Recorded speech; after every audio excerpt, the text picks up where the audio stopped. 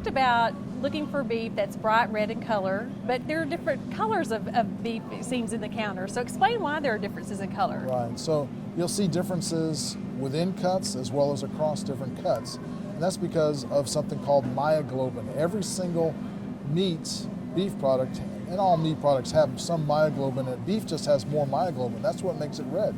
The reason that this meat is red color is because it's higher in iron. That iron is inside a little compound called myoglobin, okay, which is a pigment that gives meat its nice, beautiful red color. And so if we compare this to, for example, poultry has very little myoglobin, very little iron, and that this one has more iron. That's what makes beef more red. That's really the only difference between white meat and red meat is the iron content. Now, when you look at, this is an eye around cut, you compare that to a strip loin cut, you notice strip loin might be a little bit deeper cherry red color, and that's because of the amount of myoglobin and because of the type of muscle fiber that's in that. So it's more of just a biochemical difference. Again, both very high, very nutritious. As you take a look, really no difference in nutritional value.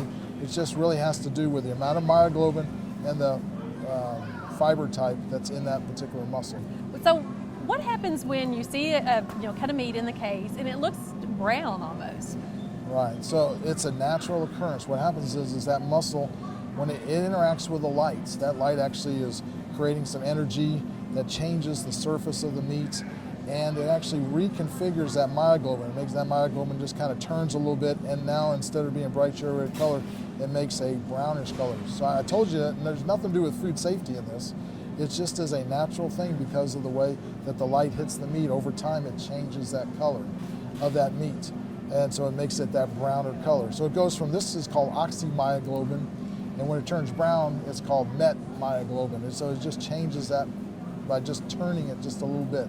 Now it absorbs different kinds of light and reflects different kind of light, and that's what makes it a brown appearance. It's still perfectly safe. Perfectly safe.